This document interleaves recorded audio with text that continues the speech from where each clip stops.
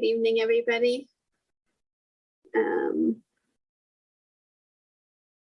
like we're just waiting for a few more board members to come on, and then we'll get going. Hi, Meredith, good to see you.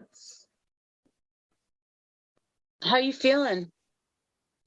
Oh my gosh, so much, not 100, I mean, I'm not testing positive anymore.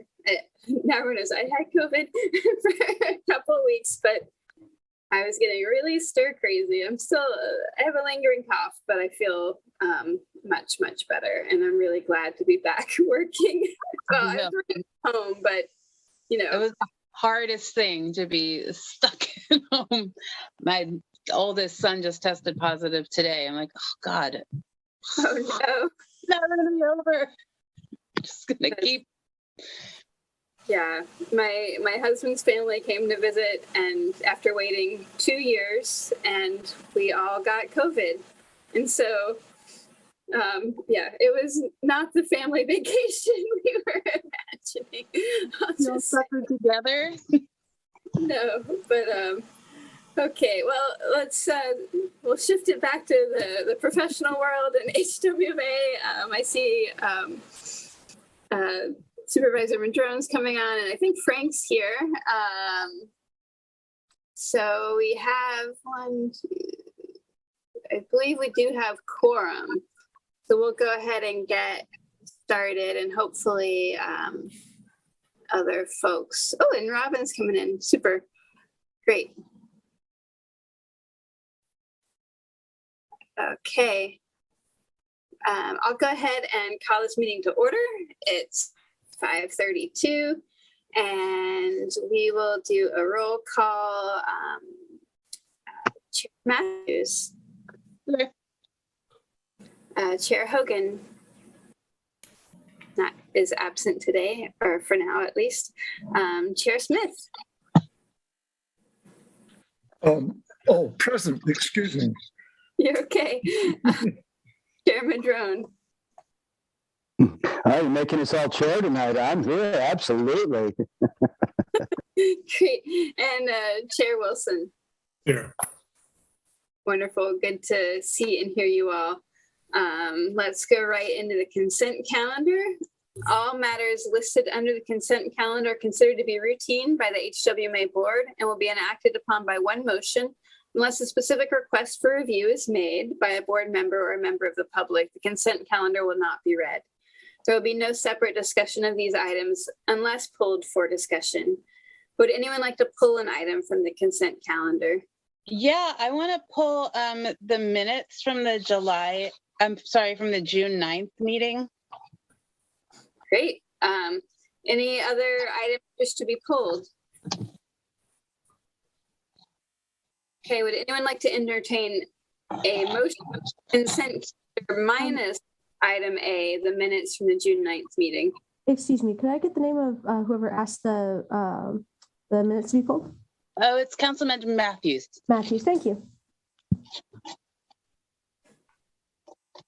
Second to motion. Sorry, did we have someone make the motion? I will make the motion. Thanks. So we have Chair Madrone making the motion and Matthews seconding it. All in favor? Aye. Aye. Aye. Aye. Anyone opposed? Anyone abstaining? Motion passes unanimously with Chair Member Hogan absent. And okay, let's talk about the minutes.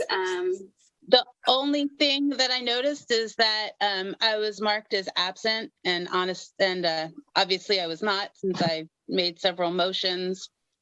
I was there. Oh dear.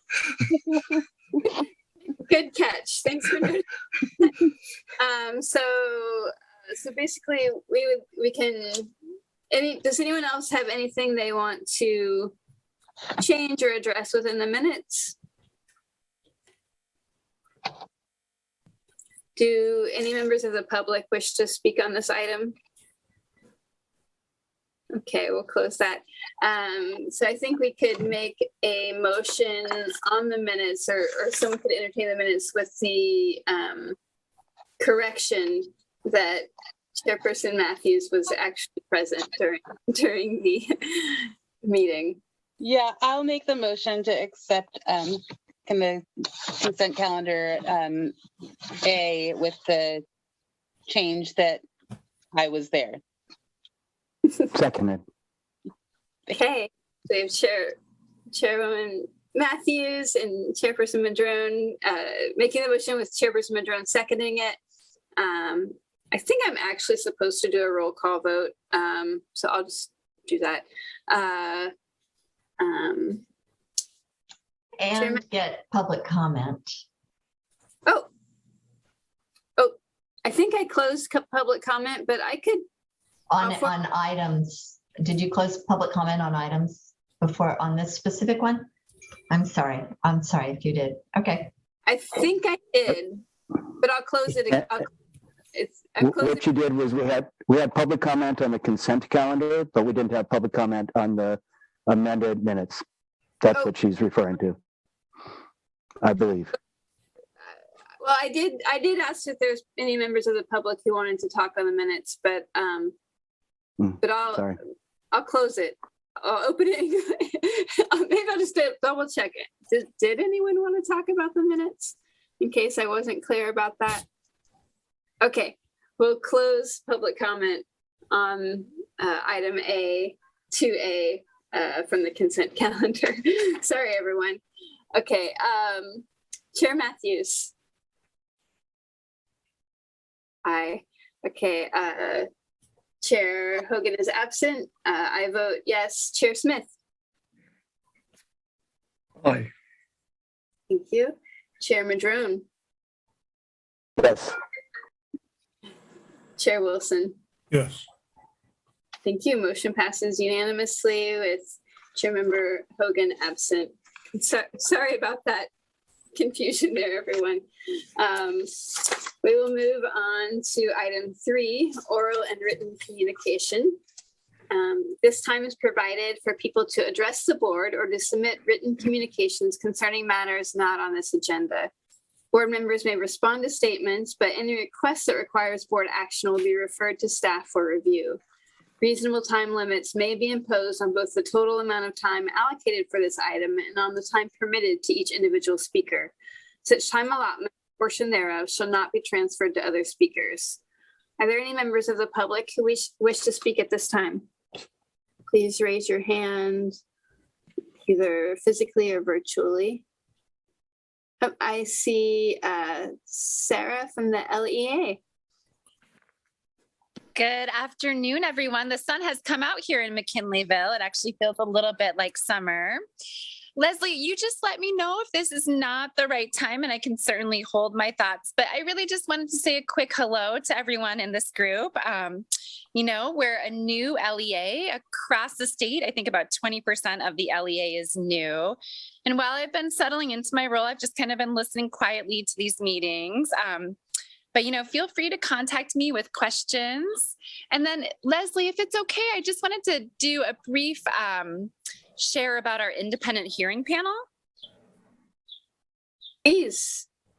Okay, so as this board knows, the LEA regulates solid waste facilities, disposal sites, and such. And as part of that, we're required to maintain a full independent hearing panel. So the emphasis here is really on independent. Ideally, our hearing panel members they serve the public at large, technical expert, and I'm forgetting the third type of panel member, but we'll have an opening in December. So we're actively recruiting for that volunteer role. And like I said, it's an independent hearing panel. So really we would want that person who's going to serve as our technical expert to not be employed at one of our regulated facilities. I wanted to let the panel know that we are looking. So if you have a colleague in the area that is very familiar with solid waste, but not working at a solid waste facility, we would certainly love to hear from them. And this person too, if they have a really strong background in environmental science, they're a good listener, they're very discerning, please send them my way. It's quite possible that you can have, you know, an unrelated background that would still serve very well. I'm sorry, a similar background. Thanks all. Thank And, you. Sarah, could I real quick get your last name, please? Oh, sure. You like It's Sanders, Sanders. Thank you. Thank you. And Madam Chair, I'm just wondering what LEA stands for, if Sarah could explain that as an acronym. I'm sorry about that. It stands for Local Enforcement Agency. And that's state government? Pardon? Is that state or I'm nonprofit sorry. or? Yeah, so the Local Enforcement Agency is in the Division of Environmental Health. And I'm sure you know in our county, we come under the umbrella of DHHS. Okay. Couple layers So is it there. Is it a county agency or a state agency? Correct, it's county. County. Oh, great. Yes. Okay. Yes. Thank you. I apologize. I'm new to that acronym and always looking to learn more. Thank you. Of course. Director Madrone, as a point, the LEA is actually a state agency. The state of California, CalRecycle taps our local environmental health department to act as our local enforcement agency. So it is a state agency. It's just run, because of our rural nature, it's run through our local environmental health, which lies within our county DHHS. Great. Thank you, Eric. Appreciate both of you giving those explanations. But Eric, I do want to say that I think we're the cooler, more friendly arm of CalRecycle. Thank you, Sarah, for making public comment. And we definitely look forward to getting to know you through HWMA. And thank you for being here. Does anyone else wish to make public comment at this time?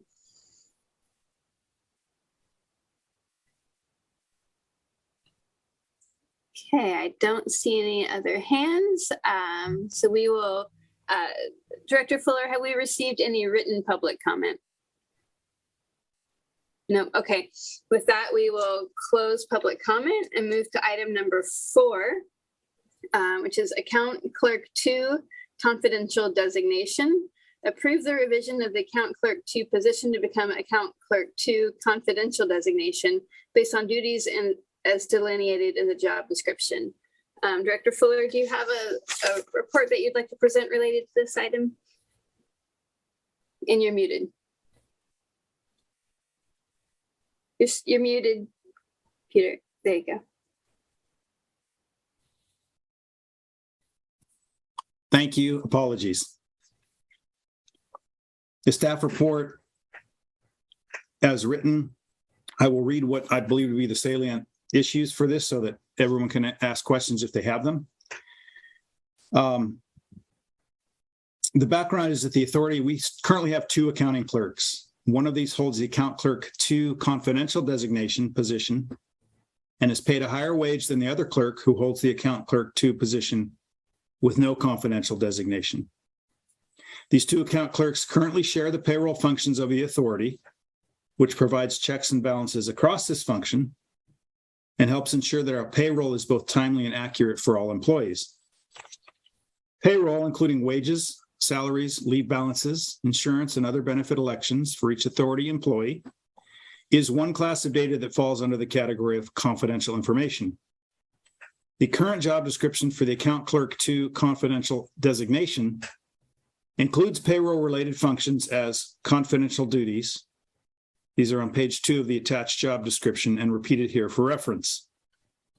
Bullet number 4 reads, collect and maintain confidential information related to financial data and personnel management. And bullet number 5 reads, perform confidential clerical tasks related to human resource and financial activities based on authority, state, and federal rules and regulations. I'm recommending, given that both accounting clerks perform payroll-related confidential functions, I'm recommending respectfully with the staff report that the board approve the revision of the Account Clerk 2 position to become account clerk 2 confidential designation based on the duties as delineated in the job description, and also approve the updated organizational chart with commensurate increase in pay from $23.71 an hour to $26.17 an hour. As to the fiscal impact through June 30th, 2023, there is none, and this is why. The schedule for the account clerk 2 confidential designation, should the board approve this, will remain part-time at 3.5 hours per week. And the hourly wage increase is only $2.46 an hour, which equates to a total increase of $3,453.84 through June 30th. Also, the difference in annual salary between the newly created accounting manager position and the recently eliminated Director of Finance and Administrative Services position is greater than $10,386. This means that there is more than sufficient room in the current budget to offset the increase resulting from the creation and staffing of the second account clerk 2 confidential designation position. And the details are delineated in the chart below that shows the $3,453.84 that would be an increase to pay the new position versus the $10,386 already saved by eliminating Director of F&A at the old salary and creating the new accounting manager position, the difference being an actual savings to the authority through June 30th of $6,932.16. I'm ready for any questions the board may have. Thank you. Are there any questions from the board? Yes, just one simple question. Yes. Are we fully staffed with both of these positions?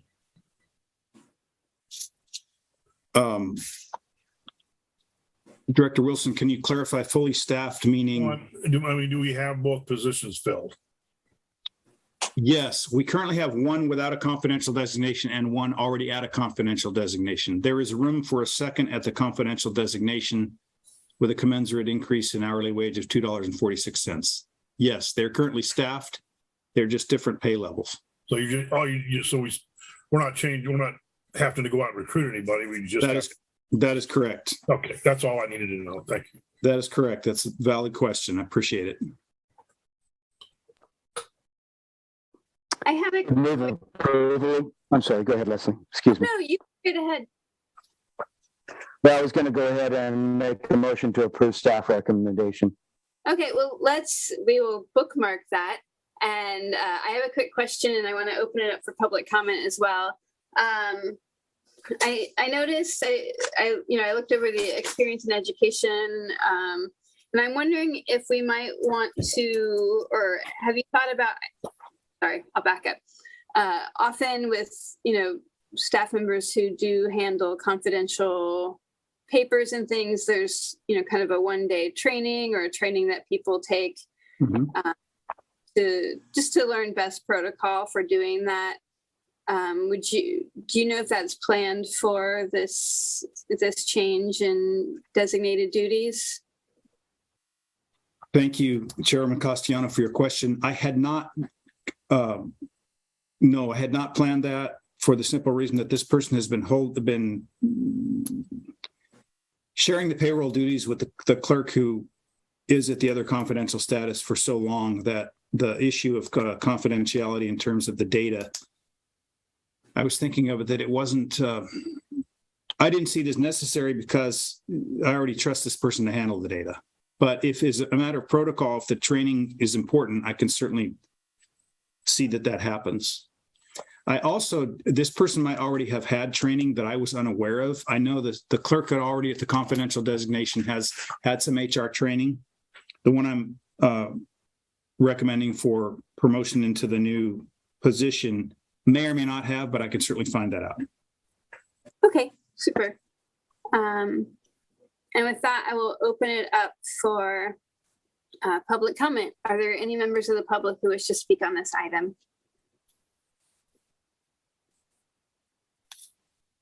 Okay, seeing none, I will close public comment. And I'll just say before we entertain a motion that that sounds great, Director Fuller, in terms of the training. I would recommend I don't know that it needs to be in the motion, but just to look into if there is an online workshop, or maybe call another HR director and see if there's an easy training to access, just to make sure that we're handling all of those papers, that confidential data appropriately. Often, institutions have sort of a yearly little course that they do, or that people do. So if that isn't in place, it might be worth looking into. Thank you.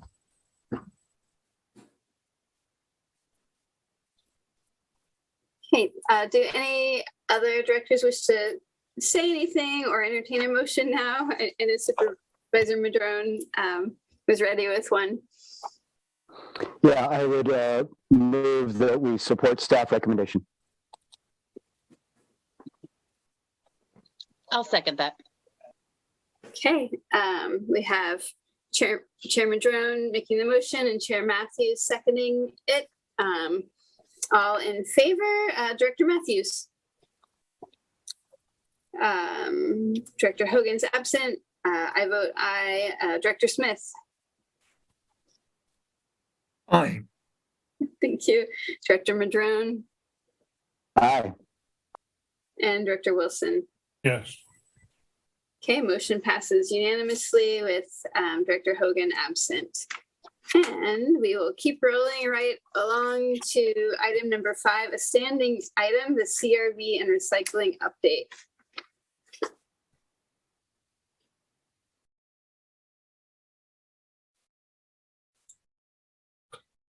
Eric?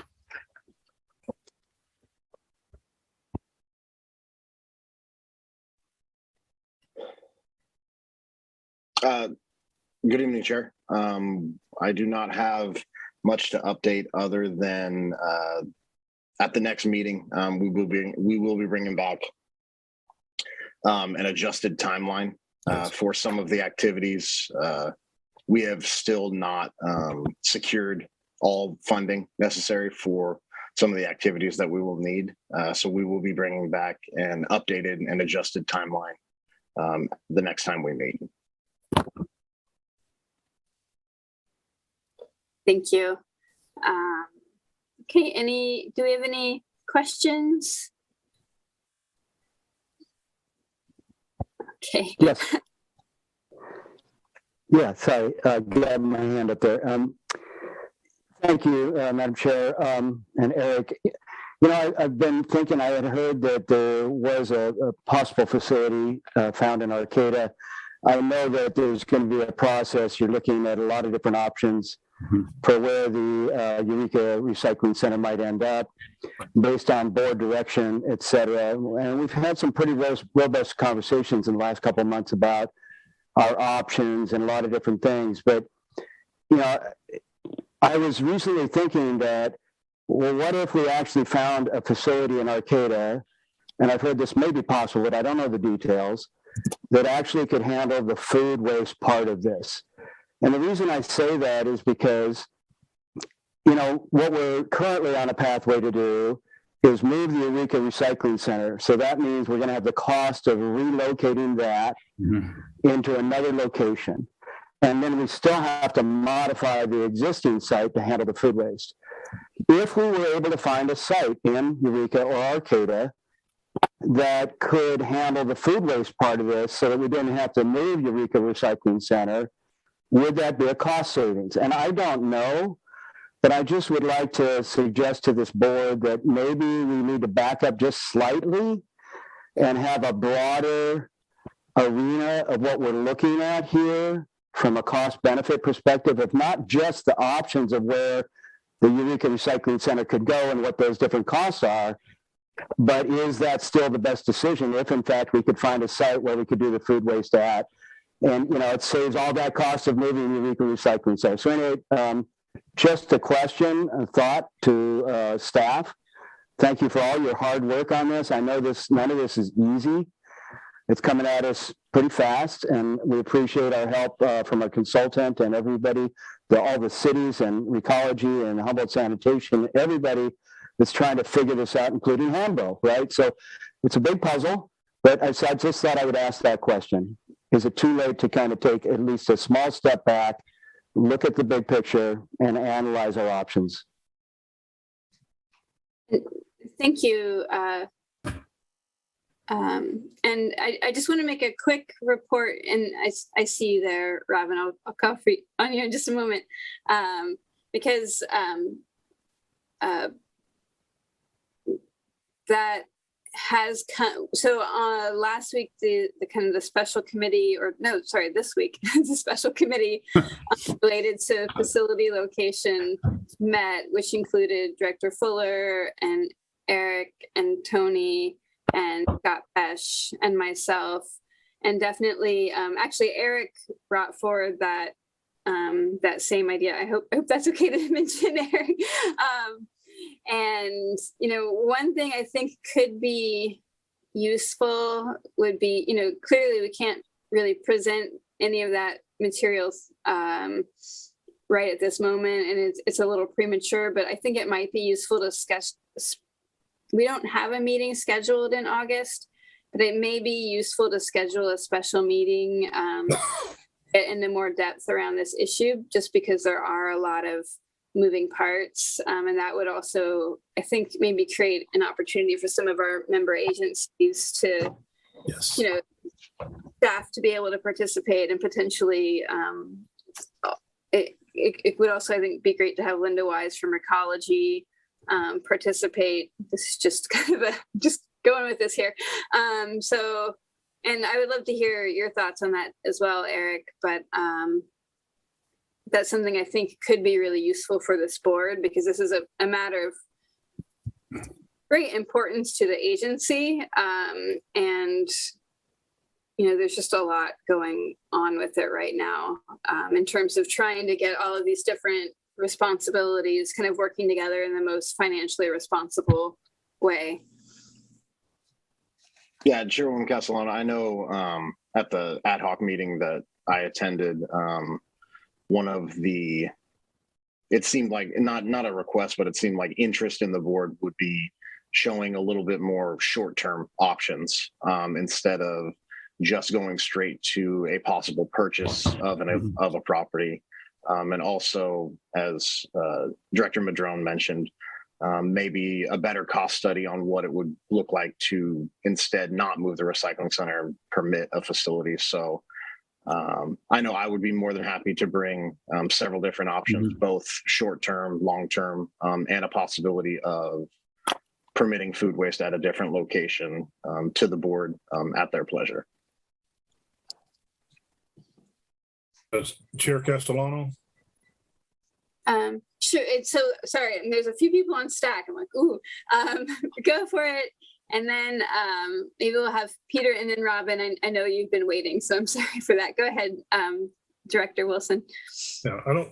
Anyhow, I agree with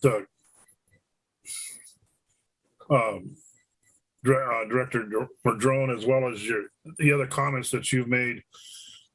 Typically, in the past, this particular standing thing was always just for CRV, and I see now that we've added the recycling, which after the last closed session and then the addition of the ad hoc committee, when I look back in the minutes, the reason for, I believe, that we opted to abandon the recycling at Hawthorne Street was because to permit the food waste thing was going to take 2 to 3 years. And then with the addition of the cost that it was going to be, looking both at the budget and what the estimated costs that were portrayed to us to purchase a outside facility, when we're doing like this, just what's been said, we need to rethink this thing because it's in the millions of dollars. And I get the idea that the food waste thing has to be dealt with, but I don't see how the other agencies were going to particularly share in that. I hadn't seen that folded out into the budget or an explanation. whether HWMA was bearing the whole cost in this $1 million adventure, or multi-million-dollar effort, rather than just having another recycling place. So I think there needs to be certainly further information brought to the agenda and discuss this. It's a big deal. Yeah, thank you. Director Smith.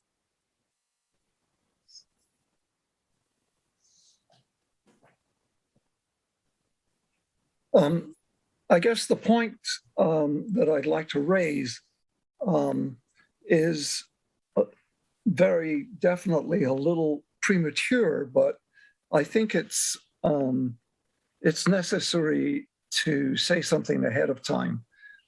I've been part of two separate organizations that either had satellite offices or in fact had for various reasons two separate locations which had to work cooperatively to make the entire organization functional. And what came out of those two experiences were some hidden troubles with splits. And they're not always as simple as the dollars when it comes to the efficacy of the organization in total. So there are things like two separate administrations, two separate systems, a kind of either overt or covert rivalry between the two systems or the two locations, and confusion about who's the cart, who's the horse, and who can bring in more money by grant or by affiliation with other organizations. Now, at the moment, all of that sounds sort of, well, either that can't happen here or that's irrelevant. But I think in the long run, from my own experience, it turns out to be of some relevance indeed. So I'll just put that out there now as something to pay attention to. And I hope that when Eric has finished his explorations, we'll hear from Peter and or Eric regarding the potential costs involved in splitting or in keeping everything under one roof. That's all. Thank you. Thank you, Director Smith. Director Fuller, did you? I know you wanted to say something, and then Director Madrone, and then we'll have public comment, or I'll turn the floor over to Robin Prosker. Thank you, Chairman Castellano. And I just wanted to express my thanks to the board for your candor, your patience with us as we figure out the best way long-term to put wheels to this enormous promulgation that's SB Senate Bill 1383 that will affect all of us in all of our communities. Your points are all valid and very supportive to me. These are things that Eric and Tony and I have been tossing around since it became apparent that we would have to do this. We don't know yet what the solution is. And I also want to go on record and say, I may have been premature in my haste to ensure that we were taking the right action. If I was at all disrespectful to anyone on the board in doing that, that's entirely my fault. And as I learn my way around, that will improve. Our member agencies and other constituencies have also been very supportive to me. We don't know. And as Eric said, part of our next thing we're going to present is, yes, there's financing. There's what are the available properties? Do we want to do short-term? Do we want to do long-term? Perhaps the best result will be to move food and keep recycling. We don't know. So I'm saying thank you for your support and input, and assuring the board that the rigor that I need to put to this is the next step with my staff of we're going to find this out based on what we know. And I commit to you to having the most candid, timely reports we can without rushing in any way that obfuscates that. So that's all I wanted to say. Thank you. Chairman Drone. Oh, thank you. It's very robust responses from everybody. And Eric and Peter, I just wanted to make sure that we as a board were doing our due diligence to make sure that, at least from my perspective, that we really wanted to be looking at the broad picture still, instead of having honed in on just one solution, which was to move the RC. So thank you for the feedback. Look forward to your investigations. And yeah, as Frank said, this is a really big deal, right? And I know we all get that. It's a real big deal. Thank you for the feedback. And Chairwoman Castellano, oh, go ahead. sorry. Oh, no, you go ahead. Just as a clarification and a reminder for the board, the reason that this was so hard charged and the timeline was so truncated is due to impending sanctions to each of your jurisdictions. So I want to harken back to staff reports we've had in the past and just make sure that that's out there as well, is that it's absolutely something staff will look at, but keep in mind as well that your jurisdictions in HWMA will need to work with CalRecycle to make sure that we keep you guys out of non-compliance, depending on how that is, whether that's altering notice of intent to comply that each of your jurisdictions have set up with Edgar and Associates, or showing good faith efforts on the jurisdiction's parts and HWMA's part. So we definitely want to keep that balance as well to make sure we keep you guys out of non-compliance with CalRecycle. Thank you. And I think to that, it would be really important that Edgar and Associates would participate in this special meeting, so we could really understand what other kinds, as we're thinking about these things, it's a complex landscape. So I think if we can really have some thinking about that. Robin Prasker. Thank you. Robin Prasker here at the City of Eureka. I just wanted to contribute part of this conversation and say that I absolutely wholeheartedly agree that every single option should be evaluated and compared with their pros and cons, especially considering cost. But I do want to make sure that among all of these comparisons that we do remember that time in this situation does have a cost as well. And I believe that is why the original suggestion was to retrofit the existing recycling center, because it was the fastest route forward. Again, absolutely understand going back and looking at some more options. I do have the compliance process document from CalRecycle. It's a great 3-page read laying out what they're expecting and what will happen if we don't comply. I'd respectfully request it's routed to all the board members so that they can see it. And I think the most important thing to point out is that substantial effort does not include failure to provide sufficient funding. I know I'm not saying it's HWMA's responsibility per se to fund all of this, but if we make decisions solely based off it's too expensive, that's not going to fly with CalRecycle. I don't have millions of dollars in the bank to solve this, but I really just want to emphasize that.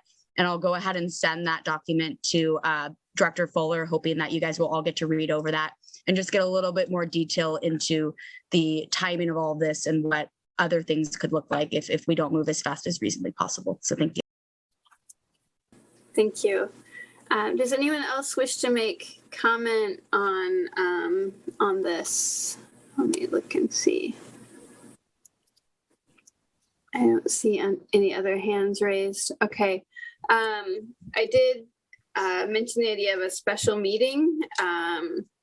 Is that amenable to the board? I think we'll have to work outside of this meeting to set the time for that, because we'll have to make sure that we have the documents prepared, and then also understanding that, of course, time is of the essence simultaneously. So great. So Director Fuller, do you feel comfortable following up with all of us to schedule that special meeting? Absolutely. Great, thank you. Anything else on this item? All right, appreciate that important conversation. Let's move on to item number 6, standing item SB 1383, update food waste compost grant chart.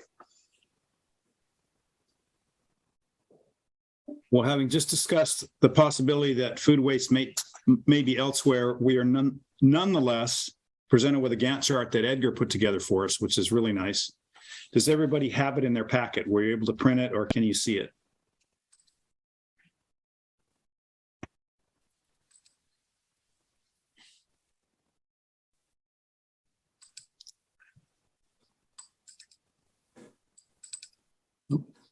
That's not it.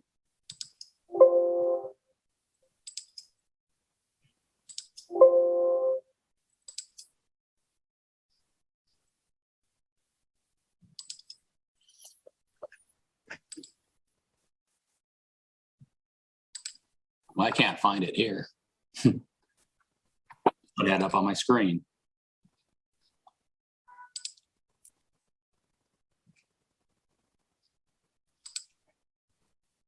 Well, I can't find it on my stop sharing screen.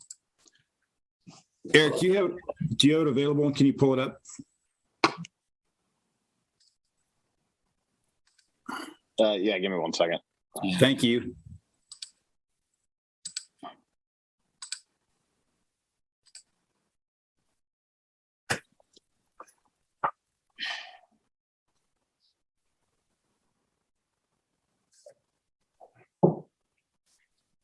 There we go.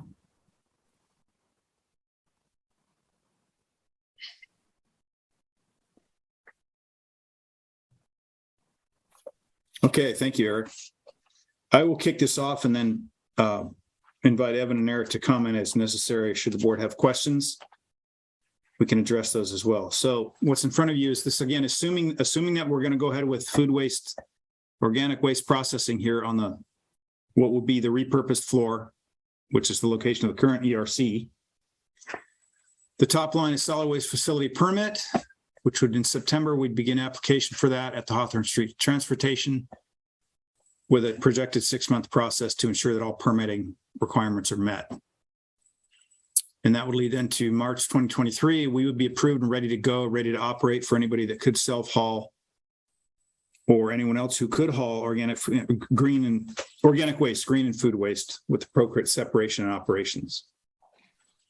For the food waste composting, everyone knows, or at least I believe everyone knows, that at this point we have no in-county ability to receive the food waste for further processing. So at this time, until there is such a facility, we'd have to truck it out of county. So that we would be putting out an RFP for that, both for the composting facility themselves or the processing facility.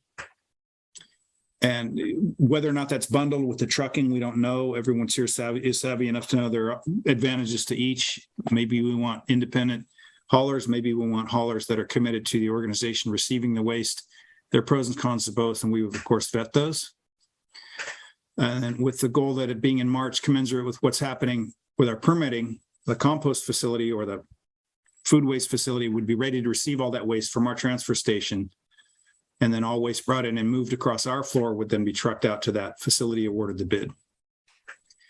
The bottom line discusses the typical jurisdiction collection schedule as indicated there, with the dates being essentially July, currently jurisdiction ordinances and franchise agreements ongoing. Into April 2023, commercial urban core startup for those available to start bringing food waste in from the commercial to combine with whatever we're receiving for self-haul. And then Recology has told us it's 18 to 24 months out to procure trucks due to supply chain issues. And that would start, as indicated, in October 2022, and then run the 18 to 24 months before full trucks would be up and running. And the tail end of this, of course, jurisdiction collection starts when trucks arrive. Evan, do you want to elaborate on any of that? Oh, thank you, Peter. That's good explanation, directors. And the key date is what Robin keyed on is substantial effort. And what we have in front of us shows a great effort. That decision made back on May 12th is good to look at Hawthorne Street. And there are issues on getting trucks, but that one January 2024 is a reasonable date to start, all jurisdictions to start the program. And that's a reasonable effort. So this works in front of us. Should there be any changes, we can, based upon other options, we can adjust a chart accordingly. But this in front of us would be something that Cal Recycle would deem a substantial effort. Chairwoman Castellano, if I may, a point of clarification. Peter and myself spoke with member agency staff yesterday in a meeting regarding some franchise agreements and this bottom timeline that you'll see for the typical jurisdiction collection schedule. They met with their franchise haulers the day before. I believe Linda is available as well, and she can clarify if I've misinterpreted anything. But from what I understand is the earliest now that Recology would be able to order trucks is October of 2023. So you would see, instead of fall of 2022, that date has changed to fall of 2023.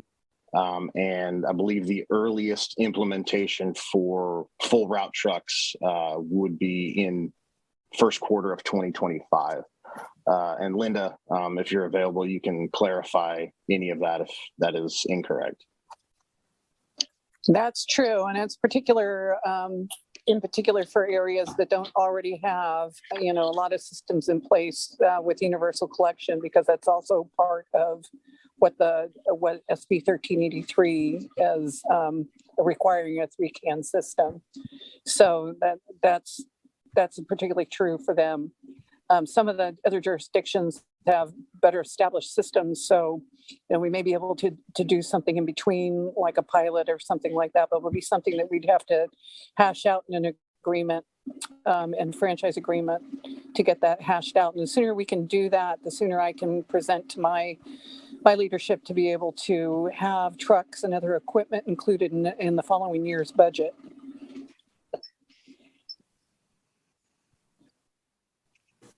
Thank you.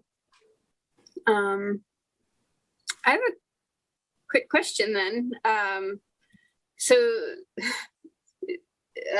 just given that it seems like there's going to be, some lag time in terms of when the trucks arrive, and so when collection would expand, do we need as big of a footprint, or could we look at I guess it's, we would be looking at a much smaller amount of material to be collected, I would imagine, until the trucks arrive.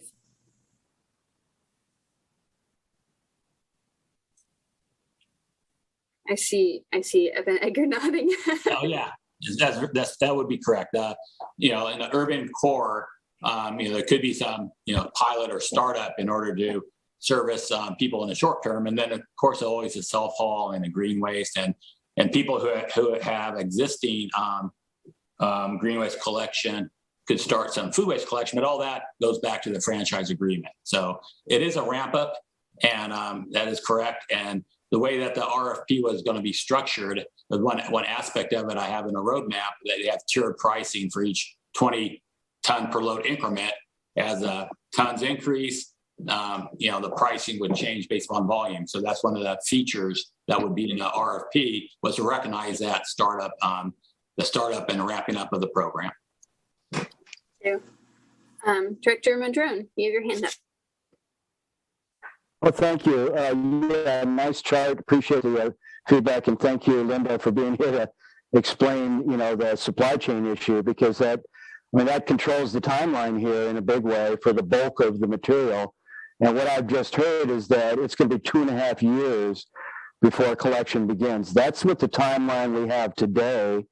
We all know about timelines and budgets, right? They never really quite come out quite as good as you'd like. They usually get longer, they don't get shorter. So what it suggests to me is this concept that this is great. We put this forward. That keeps us in good faith with Cal Recycle. That's our plan. But it gives us like a year and a half. If we find another site where it's cheaper for us in the bigger picture to do food waste somewhere else and keep the Eureka Recycling Center, and I also suggest that center could stay open for quite a while probably before we need to modify. That comes down to, Eric, how long would it take to modify the site to be ready when the trucks are ready, right? So all those things have to dovetail into a flow chart, to help us as board members really think this through. But I'm thinking, because in just the previous items discussion, there was a concern about the timeline and that we don't want to veer from that because there would be severe penalties. And I understand and support that. But what I'm seeing here is that here's our plan. But guess what? We probably got a year and a half to come up with a really detailed set of other options of whether or not it's cheaper to do the food waste somewhere else and keep our Eureka Recycling Center where it is. I just, I'm not sure about these things. I'm still learning, but that's kind of what it presents to me, is that both options are on the table potentially. Anyway, just a thought. And I think these are exactly the things we would really be able to get into at a special meeting. So thank you. Any other comments from the board? And then I'll turn it over to members of the public or other. Robin's got her hand up. Yeah, let me just see if the board, and then thank you. And then, seeing nothing from the board, Robin Prasker. Since we have Evan here and we're talking timeline, I was curious to ask Evan if he knows what the timing might look like if that chart was reflecting a brand new property with no existing permit, how many more months out that would add to such a chart? Varies by all jurisdictions on how to do zoning. On if you're going to have a new food waste solid waste facilities permit, it could be a new facilities 2 to 3 years if it's not part of a current facility. As part of my due diligence early on, I did go by see Linda down at Eel River, and they're within a solid waste facility footprint. So for some reason we can't do it at Hawthorne. There is opportunity over at Eel River Disposal to maybe look at that as an option. And if you look elsewhere outside of a solid waste facilities permit, Robin, that could be 2 to 3 years. It's usually at least a year in CEQA, another year in permitting. So 2 years is minimum, but typically 3 to start fresh at a new facility. And do you know if that would be considered substantial effort if we did enter into that process and it was just a long process? Do you think that would be understood? Great question. Right, what we have in front of us is if you were to start a program in 2024, what I showed on the Gantt chart, that is, that's a special effort. And talking to Cal Recycle staff, you guys have a new liaison that just signed up. Spencer Fine got reassigned, and Kathleen Strictly is now your liaison at Cal Recycle, and I believe that she can endorse a chart like this. Anything after that, it's anything after 2024. That's when Cal Recycle starts enforcement, and so you guys would be probably put on a compliance order. And that document that Robin talked about is key. That substantial effort. I do have that part of the roadmap, but it's kind of buried in the roadmap. But sending that substantial effort policy document out is a great idea, Robin. Inside of there, it will say that there's a step process where then the jurisdictions would be put on a compliance order in order to have facilities in a program. Anything after 2024 will enter into some type of step compliance. A start date of 2025 will definitely be a compliance order.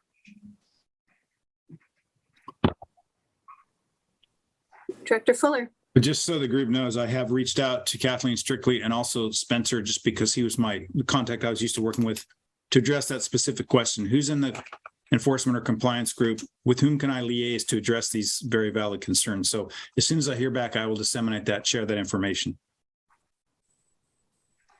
Thank you. Thanks for looking into that. Okay. One thing I think could also be useful, I'll just speak to, is, we're looking at some pretty large system-wide changes, that potentially, not only do they affect us, but our member agencies as well as Recology. I don't know. I guess I'm just kind of curious if there may be ways of working together to get funding to, address some of the, just the, I don't know. I guess I always start to think when there's this kind of need in a community that there may be some potentials for funding, that's kind of outside the box funding, or, whether it would make sense to talk to our assembly members and senators and kind of really help them to understand the situation we're in this region, and that we do want to make make these efforts. And we not only do we want to look like we're doing the right thing, but we actually want to do the right thing. Yes. So anyway. I can talk about grant funding if you give me, take a minute. Sure. Come this fall, CalRecycle will have $75 million in infrastructure and at $3 million a clip for composting and anaerobic digestion. But in order to qualify, you got to be SEPA ready. So right now, we wouldn't qualify for any infrastructure grant. There's $5 million going out right now, any day now, for community compost. And that'd be up to about $30,000 for each community compost facility. You got to be 100 by 75, 100 cubic yards. And we work with 2 of your local community composters to get ready to qualify for that. And CalRecycle changed the rules, which is good, to have regional distribution. So we got 9 different regions. And so it could be about 3 to 4 different facilities could be funded in the North State. So we got 2 of your community composters signed up for a trade association that does community compost that is in a wheelhouse of applying for those grants. So that's good. The other aspect of it, I just had a visit today in my office here. A gentleman came down from Ag Grid, and they're a dairy composter, and they're the real deal. I see a lot of different technologies come from Europe and back east and such, but Ag Grid has proven dairy digesters back east, and they're looking for food waste, and they could, if a facility in Humboldt County were to make a slurry, we talked about that before, where you take organic food waste and you put it through a food waste processing machine and get rid of all the contamination. About 1/3 is contamination, like cardboard and forks and corks and plastic, and 2/3 like a slurry. They could take all of Humboldt County organic slurry into this dairy digester, so that all the organic food waste will stay in Humboldt County, which is great. Sooner than later, their start date is the first quarter of 2024. The gentleman made the rounds. They talked to different folks up in Humboldt County already. They get an application package. It would be near Ferndale, between Ferndale and Fortuna is a dairy location. So that's another new option that this it's called, the dairy place is called Miranda, the Miranda Western Organization Co-op. So they're already moving forward with this, and a great opportunity for Humboldt County. It's near and dear, but you still need a place to make organic slurry. In order to co-digestion, like co-digestion at a wastewater treatment plant requires that the food waste be cleaned up to slurry, and then what the dairy would do, they would then pipe it into with a manure, 80% manure, 20% food waste, and then they make all types of power through the Biomat program, which is under the Public Utilities Commission. They can get incentive funding. So part of that part of incentive funding would be that the dairy would make electricity and they would get 18.77 cents a kilowatt hour. And that's a great, when I heard that today, it was a great concept. I think it has wheels, and that could be added to the roadmap as an option.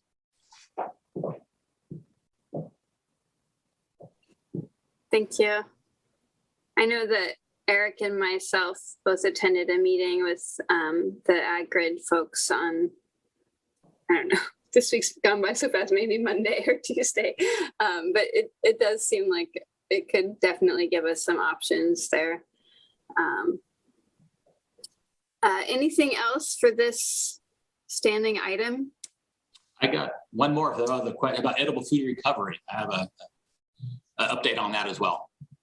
On July 13th, we have our draft report for the edible food recovery program. It went out to the local task force. Robin circulated it for comment. It will be a presentation at the LTF. We'll be meeting on July 25th. So we'll be presenting it there, get feedback. And that will then by August 1st is a deadline at CalRecycle that we have to show edible food recovery capacity. as well as organic processing capacity. So as part of the work that we're doing here, as part of doing the capacity on behalf of the county, Humboldt County, Tom Matson Group, and they welcome a new employee over there. Jennifer Weiss is now a staff employee over there, which is great. And we, last time I was in town, we made our rounds. So we talked about this edible food recovery program. Where does it go from here? There is a cover letter that was put out as part of the presentation. And basically it's a lot of recommendations, a lot of synergy, how to get funding. And so and then we'll put that in a final report. And then August 1, we load up the information that CalRecycle needs, but how to implement it. So it was very refreshing to working with Tom Matson a couple of days ago. We were talking about it. And then in order to implement this program, the Humboldt County under the Tom Matson program would then take this information and run with it. And there's a lot to do with it, but how to get funding, how to implement it. So it's good to have that leadership within Humboldt County to have the county step up to implement the edible food recovery program. You don't see that in other counties. There's a lot of tension, but to have this report filed on time to meet the August 1st deadline and then have the county pick up and help implement it, that's a great strategy for edible food recovery. Thank you. Any questions about that?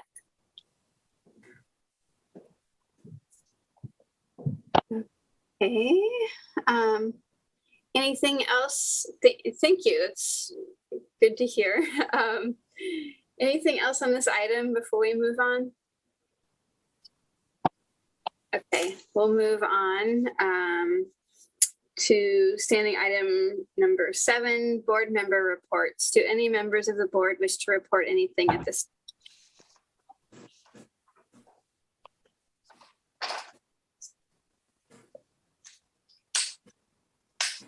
Okay, seeing no one. I think most of the things I was going to report I spoke to already, so we'll just keep going to the executive director's report, standing item number 8. Ditto, Madam Chairwoman. Things that are on the hot plate here are things we've already discussed or will be discussing. So I don't have anything other than that, no.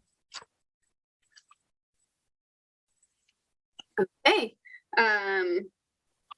So that moves us on to item number 9, which is a closed session item. So we'll go ahead and take public comment on that. I'll read that and we'll take public comment, and then we'll go into closed session. And it is the intention of the board of directors to meet in closed session for one item, a public employee performance evaluation pursuant to government code 54957, employee executive director. Does anyone from the public wish to make comment on this item? Okay, seeing none, we will close this item. Attorney Nancy Diamond, do you wish to say anything at this moment? I was just going to make sure all the board members have the closed session link that I sent. And let's see, Board Chair Castellano, do you want to have this open link left open for after the closed session? Or do you, what's your direction on that? Yes, if we can do that, then that would be great. Or if we can come back to this link and report out, do we have that technological capacity?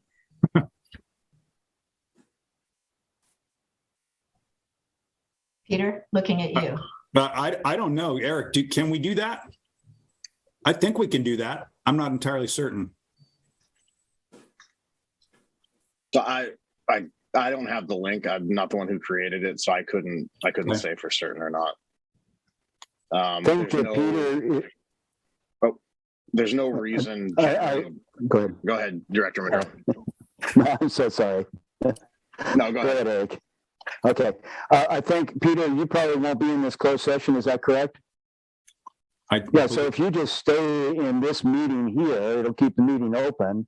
And I believe we should be able to just rejoin the link. But Okay, not a problem. That's me not I was knowing everything.